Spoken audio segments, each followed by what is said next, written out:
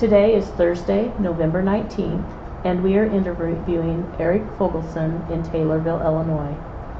Eric is 35 years old, having been born on July 2nd, 1980. My name is Sue Burkholder, and I'll be the interviewer. Eric, could you please state for the recording in what war and branch of service that you served? I'm in the Air National Guard, so the Air Force. I was in Operation Iraqi Freedom. I'm not sure they call it a war. So, let's start with just a little bit about like where you were born and your family leading up to when you went into the service. Okay, well, I was born in Texas, Amarillo. Had a mother and a father. Both are deceased now. I've got a brother and a half-sister. Keep up with both of them pretty well. We moved to Illinois when I was 5 and grew up my young adult life here. I went to a private college in 1999 to 2000. Shortly after that, a year and a half later, I realized I didn't have a whole lot of cash. So I didn't want to incur school debt, so I stopped going to college and started working a job. Worked at McDonald's and realized that minimum wage wasn't going to cover school. And it was during that time I was working at McDonald's when 9/11 happened. I was actually in the drive-thru, and a car pulled up and said that the towers had been hit. I didn't know what that meant, but it changed the direction I would go quite a bit right there. During my lunch break, I went home, turned on the TV, and got to see the events unfolding. And at that time, I got saw the second plane hit and then the first tower fall. So I was I knew it wasn't an accident at that point. Things were going to get a lot different for America and for myself. So chose to join the Air Force, and that's where I'm at. And how did your family feel about you joining the military? My mom was a little reserved. By this point, my father was already dead, so was a little reserved, but proud.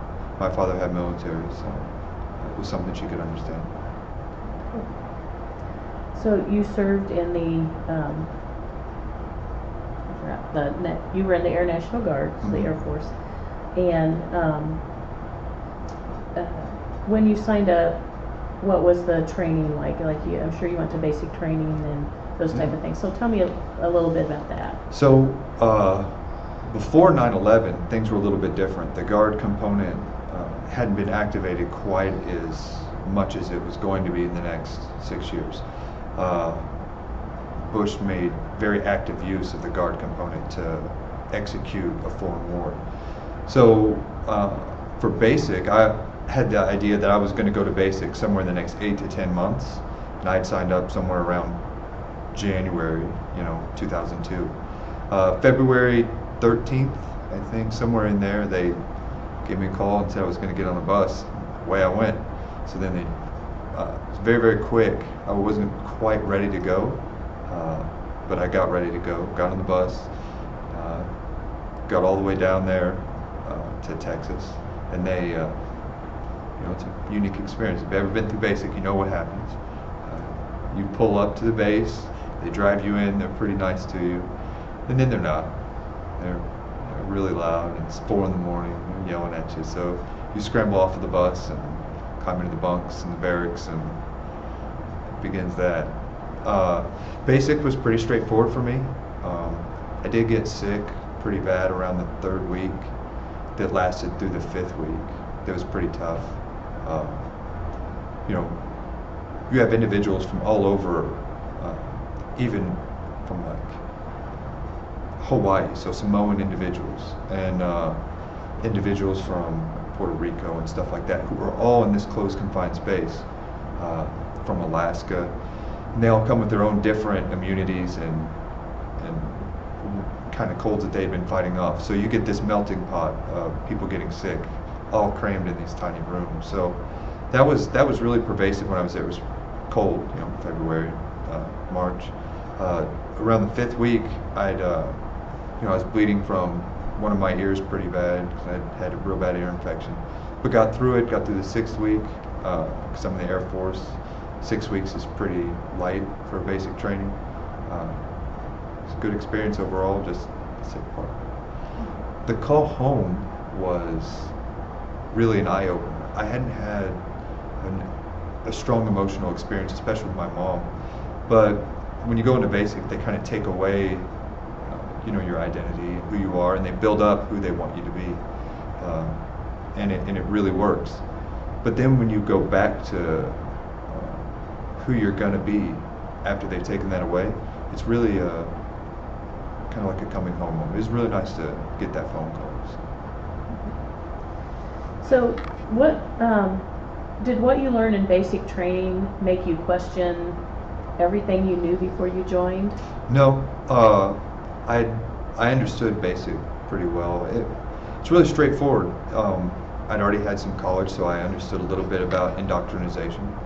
If you go to a college, they want you to take their classes and learn their programs.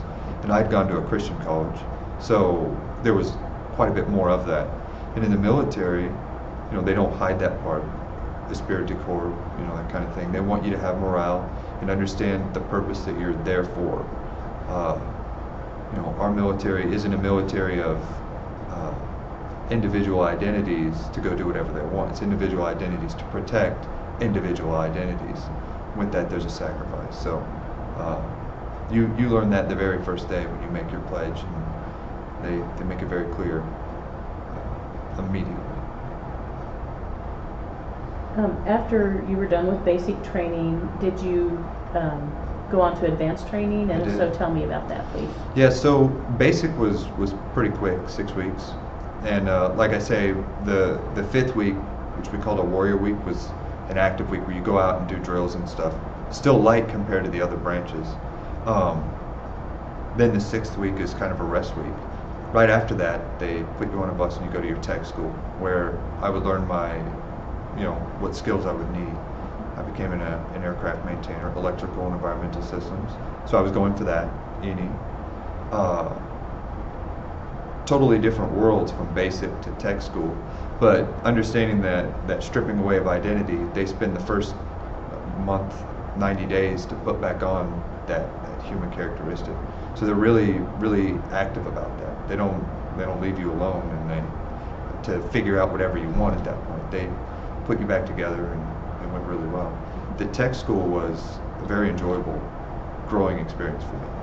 While in basic I learned a lot of order and discipline, how to make the right choice at the right time, kind of training that you just need in emergency situations. Tech school taught me how to do a job and learn on the job and have really really sound foundation for skills that I would need later. I became an electrical engineer. So nothing but good about the tech school. It was really, really, really sound experience. Can you give a little specifics about the tech school?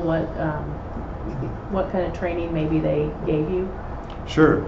You stayed in kind of like what you would like apartment residential housing, and then you went to classes throughout the day, sometimes the night, depending on where it was. The classes had about a third component that was classroom work, and then a third component that was like technical work, and then the last third was hands-on. You were fixing, moving, breaking stuff. You actually got in there, climbed on things, under things, went around. The classroom work was never really a challenge for me. I'd already had some college, so I was a little bit up on some of the other individuals. And then I really grew a lot through the application phases. Those 2 application phases really came to understand the way a lot of things worked. How electrical mechanics works, how physics works. The job that I did exactly is the air bleed systems and then the electrical systems. So you have your engine, which is creating pressurized air, very, very hot, and they run that through a converter system that turns a turbine. And some of that air is bled off to be used for moving things in the jet or keeping the pilot warm in the cockpit. And some of that is turned into electrical energy, which powers the rest of the plane. So I kind of had to know really the heavy physics behind that stuff. So when you were done with your advanced training, then where did you go from there? I went over here to the 183rd Fighter Wing in Springfield, Illinois. They have a 30-day on-the-job training, which was a really good time for me. It was really good. I got to, feel like I was a part of the team. I got to learn what to do, where my responsibilities were. And for me, being in the position I wasn't, in military a lot of times when you start at the beginning, they have a lot of limiting factors. But because I'm in the Guard and the job I was in the shop with the individuals, we were seeing it the other way, the opportunities that you get, not necessarily the limitations. So they wanted you to excel and exceed and understand. It wasn't so much about control at that point or ordering you from this place or that. The purpose of the Guard at that point and through my entire duration was that we're going to be deploying to wartime operations to execute war. As a Guard unit, my purpose isn't so much to maintain rudimentary equipment. I'm there to fix the plane in an emergency when it needs to be fixed and get it flying safely. So very different training style, very aggressive, open training style to learn what I would need to do. And later that paid really big dividends. So how long from that point then was it before you were deployed? It was several years. I went in 2002, and in 2006 is when I was deployed. There were a few minor training that you go on. Every month you have a weekend where you go and you spend Guard time, but then you spend a couple weeks a year and actually do an active training where you do war games. You practice war, what you would do, what it would be like, how to deal with deployment and then coming back home. So that was a very active part of what we did. Sometimes we did that more than once. Sometimes we'd be audited and have to go through a very severe process. So in 2004, my time was coming. We were going to go and begin our official rotation. They went in 6-month rotations. You were on for 9 months. You were eligible. So what they did is they broke that up into 3 sections, the total 9 months. But basically, your base, our base, would be on for 6 months, and someone else would come in 30 days after we were there as a Guard component and begin phasing us back out. So we actually had 3-month windows that we were slotted for. So I had one of those. It was an opportunity I volunteered for. I wanted to go, do my part. I'd been in 4 years and felt I'd learned a few things and could do the job. So at the time, it was a very interesting time. I was married.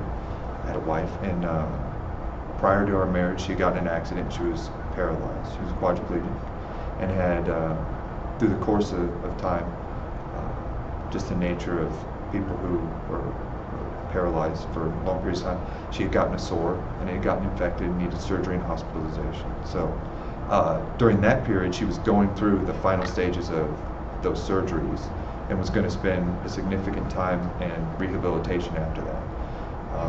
Also, I was at Parkland Community College taking an associate's in engineering, and my finals were coming up. They don't tell you when you're going to deploy, just the window with which you will deploy, but you kind of have an idea if it's going to be sooner or later. You get a feel for where that's going to happen. So I knew mine was coming a little bit sooner, so I opted to take my finals earlier. So there was a lot of pressure right there at the deployment date. I had my finals, I had a wife who just finished surgery, within days, 2 days, and I knew, at some point they're going to give me a phone call and I'm going to pack a bag and go. So I got that call the day after I took my last final, and that is a very unique experience. You show up at the base and you leave everything behind from where you were. The complete soldier that you've been training to be steps out, and you begin doing all of the stuff you've been training to do. So it went really, really well, really smooth. We had been working together a long time doing these types of activities. So for us it was really natural and organic, which will be contrasted by what happens when we actually get to war, when the active component is there. It's very different. So for me, you go through some screenings and checkings. You make sure all the equipment's where it needs to be, and then everybody loads on a plane and you wait. And this would begin what would be a lot of the waiting and logistics of flying, several hundred people to several thousand people to area combat. So we did that. We stopped a couple places. You fly a commercial jet through the States to some other places. We stop a couple stops on the way. Never get off the plane, and then we got to Afghanistan, and that's where you deploy. I was there for, I think the first time 3 days, and then you redeployed right away to Iraq. And Afghanistan was, on the incoming side, very, I don't want to say derelict, because that makes it sound like a bad connotation, but what it was a staging area where people would just wait very briefly and then go to the next staging area, get your things, and then you were getting on a plane and going to various places. It was Qatar, and it's a sound base, which I found out on the way back. Right? On the way in, it was just kind of cold, quick, clean. Make sure we don't drop anyone or lose anyone, and then got on a very small plane compared to what we were on, and flew into Balad Air Force Base. Now, I've kind of hesitated up to this point, because this is where all of this gets really interesting. So Afghanistan, everything up until this point is pretty smooth, pretty comfortable. But on the way in, I happened to be next to one of the little portals. They don't, on the particular plane we were, we didn't have very many windows, just 2. And I happened to be fortunate enough to be next to one of them. I'm looking out the window, and we're coming in, we know we're coming in, we're beginning our descent, which doesn't go like this, it goes like this, in like a spiral, right? Kind of like a roller coaster. And right before we begin that, I'm looking out the window, and I see, I don't know how to describe it actually, but what it is, they have very large guns there. They fire lots of ammunition, we call them the Rams, and they have tracers that they shoot up, and it looks like just molten laser, right? Not quite laser fire, but just like molten lead, if you can imagine, like liquid metal just flying through the air, like that. And it's coming right at us, right? Just right at us. And then it passes across our plane. I mean, right, coming, and then another one had bisected it right near our plane, And we had felt something, something had happened, but there was nothing happening on our in the fuselage where we were. We were fine in there. So then we come in and we land. People were kind of commenting it was bumpy and this, that, and the other, but we had taken a little bit of fire on our way in. And what it is those Rams, those large guns. I think there were 7. They're positioned in strategic places around the base, so that at any point, at least 2 of them can shoot at mortars and other things, rocket-propelled grenades or whatever they're trying to shoot into the base.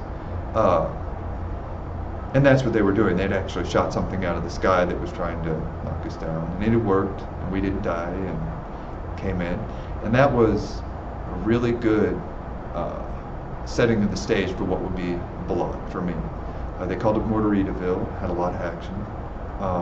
I stayed on the base almost the whole time. I didn't really travel out of the base, and I didn't travel a whole lot around the base because it was every day between 17 and 33 attacks were happening. So very common to hear the alarms go.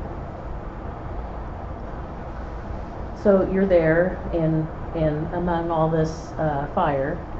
And so what was your job there? How did that, tell us a little bit about that. Sure. So, as I said before, electrical and environmental system specialist for the F-16 C and D. We really only fly the C. The D is a 2-seater plane. We use it for training and reward flights and stuff. So the C is a really popular plane. We had a lot of that. Basically, Balad is a base that we took over, and they had several large domes called hazes that they kept their planes in. And most of these, what they would do is they drop a bunker buster in and go through the concrete, I think it's like 6 or 8 feet thick, punch through there, and then destroy everything inside. So most of the hazards had holes right in the top of them. Some of the ones we kept, the planes that we were doing our maintenance on, didn't. So I was in one of those that had a complete dome. And yeah, we got introduced to the active component of the United States Air Force. That was unique, because there were individuals who were in just as long as I was, but had a 50th of the time working on the plane. I mean, they had spent the first 4 years they spent working on maintenance carts, like oxygen carts and nitrogen carts, the power carts. These are all things you need for the plane to maintain it. But they hadn't actually worked on the plane.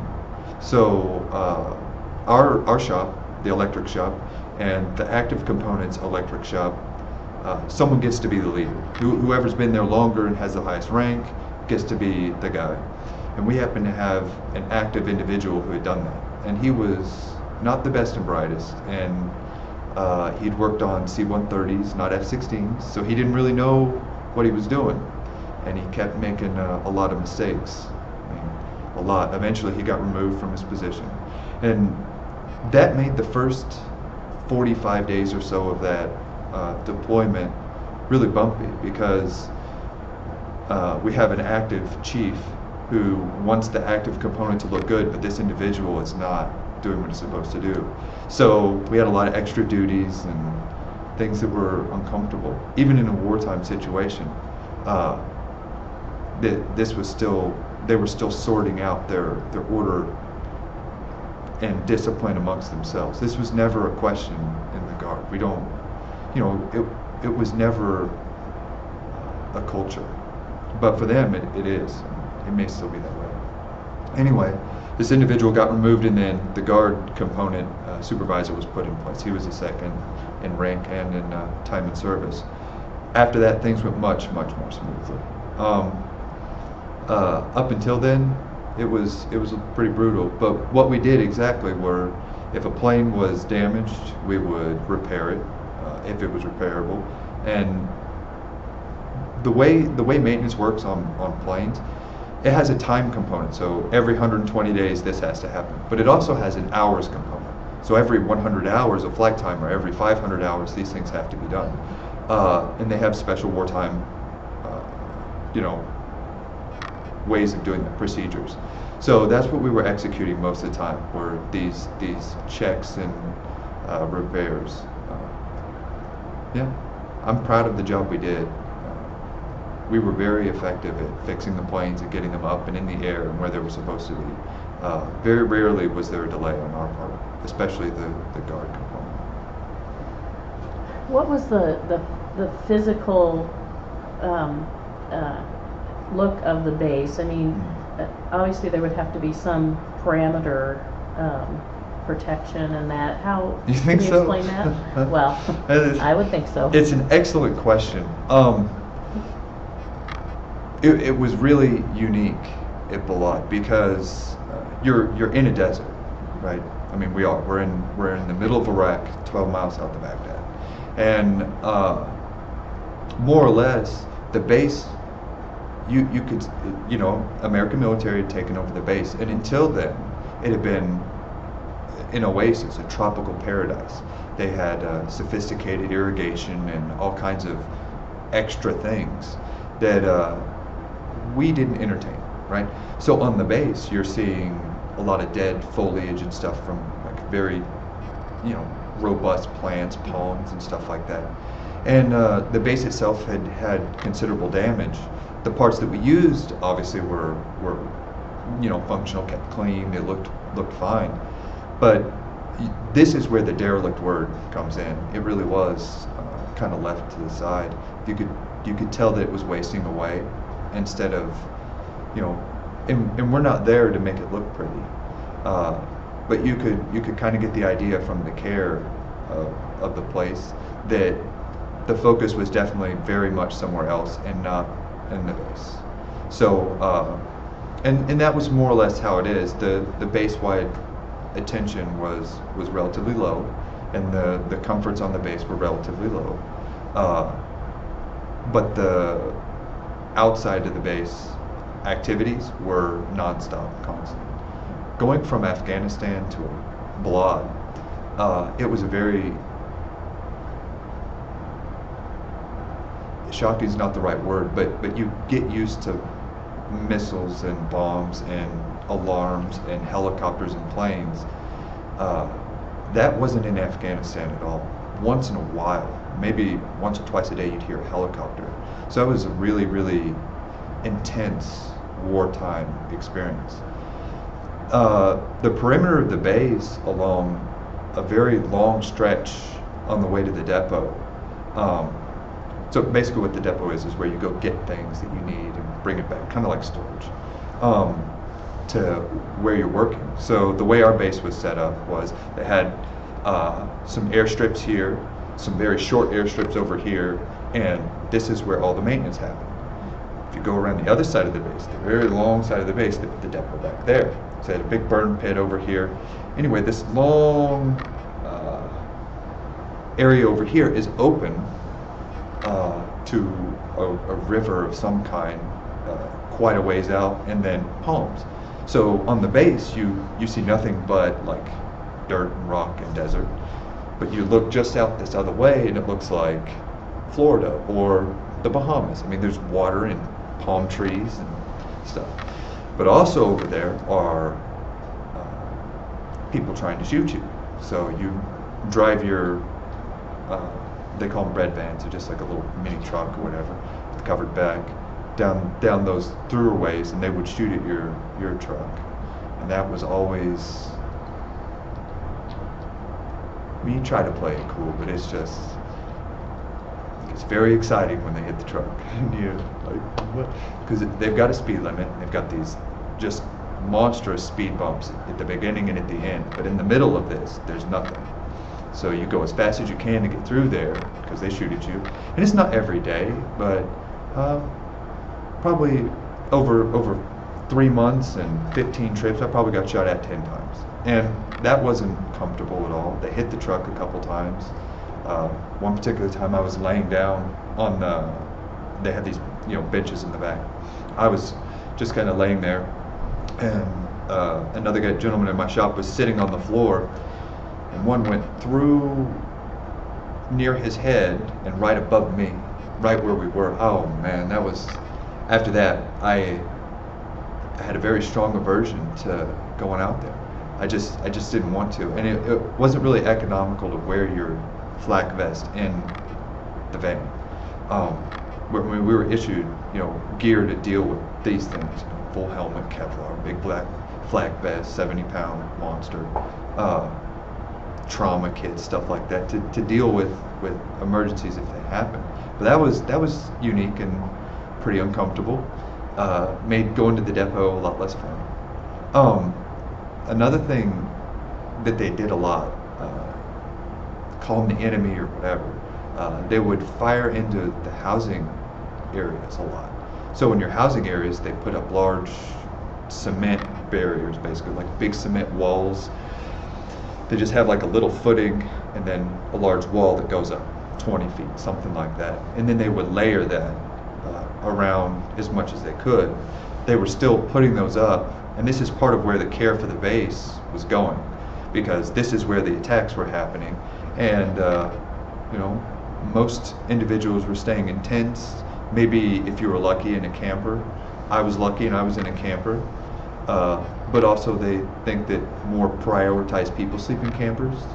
Just the Air Force sleeps in campers, so it wasn't really a priority, but they saw it that way, so we got a lot of attacks there. One day I went to my job. When I came home, the guy next to me's camper was gone, flat and out ruined, and there was damage on the one I was on. So I was close enough to that you could see it. So I can get it out of the way. The closest element I came to actually dying, they have a really sophisticated alarm warning system for rocket-propelled grenades, things that are launched up and over. They can tell from the trajectory very quickly about where it's going to hit the ground. So around the base, every 1,000 feet or so, they have these alarms that go off.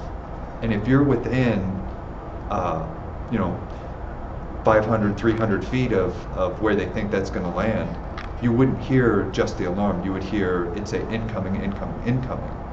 And if you heard that coming, if you heard the incoming clearly, then you knew you were in the vicinity of this. So this happens one day, right? You hear alarms all the time. You take cover all the time. But this particular, and I've heard the incoming, incoming at a distance, but not there. So I heard it one evening. I was walking with a young female from my shop, and there were two Army guys walking up ahead, and they, you know, we all heard the alarm. Me and her jumped down in the gravel behind a dumpster very quickly, just right away, kind of just a reaction. And they started laughing at us, these other two individuals, like, no, every time the Air Force hears an alarm, they just dump in the boom, right? So it hits the ground, and maybe 75 feet away, it lands right there. And they say, oh shit, we gotta get out of here. And, you know, they jump off to the side like that, and then start running away. We just get up and kind of dust ourselves off and then go about where we're going. It was really like that over there. You had, you know, that particular war style is very extreme, especially for the infantrymen who have to go out and stuff like that. They lived a little bit more recklessly, a little more dangerously. They had to deal with situations that are not in our favor at all. As Air Force, you can tell that I had quite a bit more confidence and comfort and protection there. So really my hat's off to those guys doing that job, going out on the expeditionary things and taking care of business. On my end, that was the closest I got. I actually felt, that was 3 days before I was going home, and I was uncomfortable with that. But it wasn't that the attack happened or that it was close, it was that I didn't feel fear from it. I wasn't afraid of it. I just dealt with it, got up and moved on, and then talked about just buying some candy afterward. That became important later when I got home. But at the time, you know, people are trying to kill you every day. It's happening every day, whether it's happening directly at your feet or near you. You're seeing it every day, constantly, over and over. So in order to operate and function, you lose that part. You just put that on hold and quit fearing a ball, quit fearing a missile or whatever, mortar, grenade, bullets, stuff like that. You know, when it's actually on you, then you begin reacting. But until then, you try to do your job. And how long were you, excuse me, actually at the base then? Just under 4 months. I think it's just 3 months, 10 days, 3.5 months. So then you get the call that you're moving on, Yeah. and what happened then? Well, you always knew when you were going. So we kind of knew when our leave date was from the beginning. A few individuals had the opportunity to stay longer. I didn't.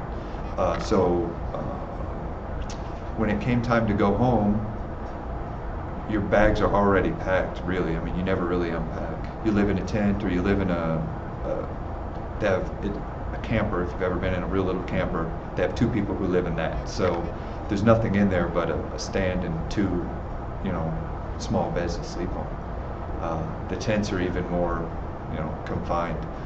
So it's not like you unpack anything or have to change much. You just grab your bag and then you go to the staging area to go home. Now they have a customs checking that they do, and on the base you could buy things and stuff like that. So they check your stuff. I had bought in a little puzzle box and like a little camel, you know, just trinkets, and you know, pack all your stuff in your bag and load your bag on the staging area to go on the plane, and then walk on the plane and you fly out of there. So flying out of there was a lot more comfortable than flying in. They flew out like 6 at a time. They don't fly them one at a time. They find a good quiet area. They get them, everybody's ready to go. You're all on the plane, up you go, out you go. I flew another smaller vessel on the way out. Got to Afghanistan and was in total shock because that noise and ruckus and war was gone. So now I was in a void, and that was uncomfortable because I didn't understand, because it still felt like you're in war, but you're not, right? Because the base looks like you're at war, but you're not anymore. where that really changed for me was on the way home. We were on a civilian plane. They stopped in Ireland, and it's like 6 in the morning. We all get off the plane, we're all getting a break. We're going to be here for a couple hours, and then the officers get the pub to open. It's like 6 in the morning, right? And they just start a line, never ending line. It's a circle, you know. And they say, go ahead and get yourself a couple of drinks, and good job, boys, you're going home, kind of thing. So I think it was about halfway through the first draft, I said, you know what, I'm actually going back home now. I felt like that. I felt like I was leaving there and going. So that was really good for me. Got home to the base, and all you really want to do is like go see your family. When you come in, when your plane is flying in, there's where your family's going to be, and there's tons of cars, and there are people who are standing outside, stuff like that. And I'd seen them out there. And then on my way, you got to go through some out processing. Take some blood and some other things. They kind of hold you up for about 20 minutes. Nothing extreme, just 20 minutes to an hour, make sure you're there and everything's okay, kind of check stuff. And then we just walk across the base. And what had happened was, all of these people are supposed to be by, all of our families are supposed to be by this building. But that had quit happening at some point. Like, there had been like a line and a surge of people that had kind of come out because they all knew we were coming home, we were there. And I was near the front end of this, and then as I was coming in, my brother and sister were running across there were like several parking lots away, by several, like 15, right? So then the whole crowd starts running, and everybody on this side's running, like a freaking movie, It's like, what are you guys doing, And so I got over there to them and gave them a hug and met up with them, and that was really, really good for me. The young woman who recruited me had said that she knew that they were my family, because of the way they acted and stuff, and how they were like pushing other people out. We have strong personalities, so it went well. It felt like coming home, so it was good. So then we got in the car. I had my own car that I left at the base, and I'm driving home. And I didn't want to wear my uniform any more than I had to after this. I wanted to get out of that. So I took that off in the car, put the pants hanging out the window, and never let off the gas all the way home. I just thought, I just can't imagine anyone's going to pull me over today. Just going to go. And no one did. They kind of let us know, just be within reason. But here, I thought even during the time, and had thought back to it after the next couple of weeks, I'm driving 100 miles an hour down the interstate, but it feels like I'm going very slow, very comfortable, just a Sunday stroll. And I knew that wasn't, good behavior. So I eased off of that, started to kind of get myself back together. I knew I was missing some element, but I didn't know what it was at the time. Next couple of weeks, I kind of put everything together really well and realized all that stuff and began to put fear back on. By 6 weeks after I was home, I was more or less completely normal. Everything was fine. But that fear element that you leave in war really carried a big toll, and it wasn't something I could like understand. No one was really talking about it. No one else had, so I didn't get it right away. It's not. I think if you know it beforehand, you may be able to prepare. But going through that, I was like, this is extreme. But yeah, it went better for me than a lot of other people.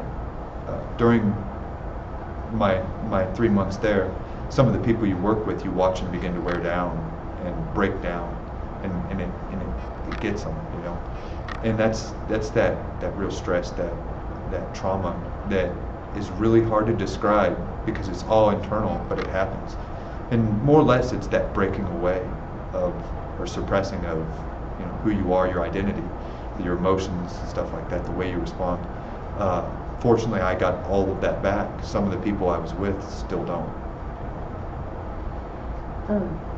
What was it like? I forgot to ask you earlier, the communication between you and your family when you were deployed in Iraq. Terrible. I don't know if it's American culture or, I think it may be just human culture, but when you go away to other people, a lot of times it's like you're not there. But when I'm there, I really want them to talk to, Calls were incredibly expensive. you could send an email, but rarely they didn't really respond to them much. There's a delay coming out of the base and there's a delay coming into the base, so it's not like an email anymore. It's more like your snail mail. And this really I had almost no communication. I had gotten a message from my wife twice, once just after I got there and once when I was going to come home, and I'd gotten one from my sister while I was there, but outside of that, really nothing else. There wasn't a lot of communication, so it was while you're there, you can have a package sent home from your family, and a couple people would get something like that, but more or less it just didn't happen. I mean, maybe one out of 30 would get something from their people. Just there's a better way to take care of your soldiers than that, and as a culture, we should really try to see that need. Getting thrown out to war and then being completely cut off when you don't necessarily have to be is unfortunate, especially when you have things like Skype and stuff where it's just unnecessary. It's probably better now. At the time, we're talking 2006, so this is a decade ago, quite a bit different. It was very rough. The recreation there was poor. The food was awesome. The food was like a buffet, the biggest, best, most grand buffet you ever. Are they serving lobster over there? Yes, they are. 3 times a week. Absolutely. Big, as many as you want. And that was the one thing they gave you is the food, and they let you rally around it. And you needed it because it was 110 degrees air temperature, 150 degrees ground temperature every day, and you're already in stress. I went in at 187 and I came out at 146. So 40 pounds in 3 months is pretty extreme. That came back quick. A lot of it was just water weight. After I got home, I didn't need a lot of water, like a cup, maybe like a cup a day. And then after around that 3-4 week part, I was back to normal. How about any medals or citations that you were awarded? I got some awards, but I don't really know what they are. It felt, this is uncomfortable, so I say this, I'm proud of the job that we do. I don't support the way we fought this war or conflict or whatever we want to call it. I went there, I did my job. I wanted to do that. But in hindsight, I think we can say, that might not have been our best choices. These were not the right things. So when they were giving awards and you're doing this, you're in the middle of this engine and you're kind of coming to realize, I'm realizing that what we're doing isn't getting us the goals that we want to achieve. It's just not. And they're trying to say that we're doing a good job for this or that. I felt a little uncomfortable. It didn't feel rewarding, even if it is an award. And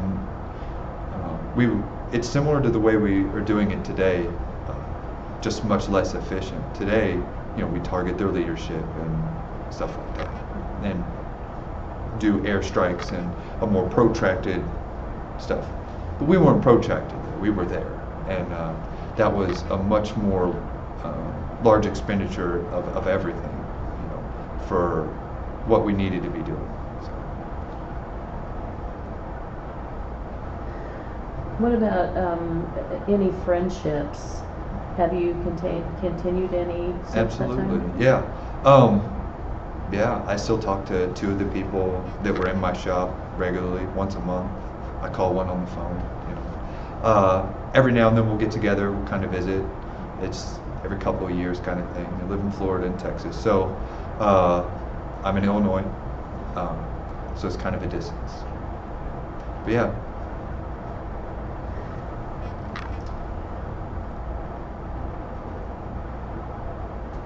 Okay. So coming back, you talked a little bit about just switching back into Just being a civilian. being civilian life, yeah, and that went pretty well for you after a little while. So, how was it Like, how did your friends and family receive you when you came back? I mean, I'm sure they were excited, but Well, this is where American culture is good. There was a party. I mean, I had my family at the base.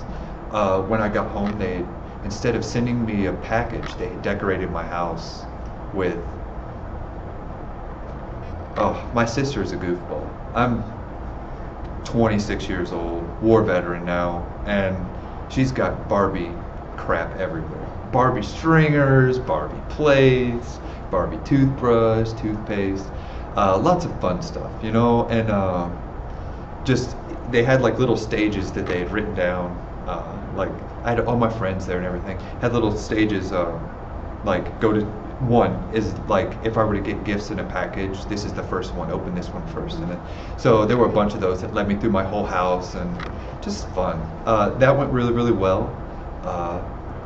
True to form, true to the promise to myself, I'd gotten rid of the BDUs, but I didn't put anything else on. I was just walking around in boxer briefs, just feeling like a civilian and American again. Went and had a barbecue, made a big hamburger with portobello and a bunch of cheese, and just sat down in the middle of my floor and ate it. It was really good. That whole period was really good. What are some life lessons that you learned in the military service while you were deployed? Well, that's a big one. I think it shaped a lot of who I would be throughout my adult life. I had already mentioned a little bit about the way I would go about working, trying to get a job done to achieve the goal that we want. Instead of just working fruitlessly or whatever, I'd be able to, you know, see what's good, the critical analysis of, you know, is this worth doing? Is this not worth doing? Where's the growth actually at? Instead of just arbitrarily, you know, doing this because it's something to do. So I got a lot of independence and decision-making abilities. There's a lot of like a bond, you know that you're not alone. You got friends. You can call them family, like that. That really helped. After that, there's a big gap when you get out of the military that they don't. There's some avenues like the VFW or whatever, you could keep up with it, but I think the vast majority don't. They just kind of start a new life, or a very, very different life than what you had been when this was, you know, I'd probably say it's a quarter of my identity was doing this, and then it's over, you know, when you get out. My re-enlistment period came up, and I was given the option of re-enlisting, but I would have to go to another AFS. I'd have to go to another job. I couldn't do E&E for the jets anymore. They had the branch realignment coming just right at that time, and my jets at the 183rd were being taken away. My job, you know, I'm attached to a jet. I'm like an item number for the jet, and if they take that away, the jet, so then I don't have a job there. So then they had to get me one. I'd kind of weighed these options. Do I go to the University of Illinois and get an engineering degree? Or do I go and try and do, the base was going to become intelligence in a depot. So intelligence is where I'd go. I like the thinking stuff. So I chose to get the degree instead of staying. I still think about that choice. Either way, I think my life would be fine. I think it would be, if you were to stay in, and even retraining would be okay. Just what it would have been there, I would have lost 2 years of rank up ability. Basically, I would be 2 years behind everybody else who was in at the same time of service I was, no matter what. When you go back to train, you have to get back up to your level. And I was coming up to 7 level. I mean, I was right at 7.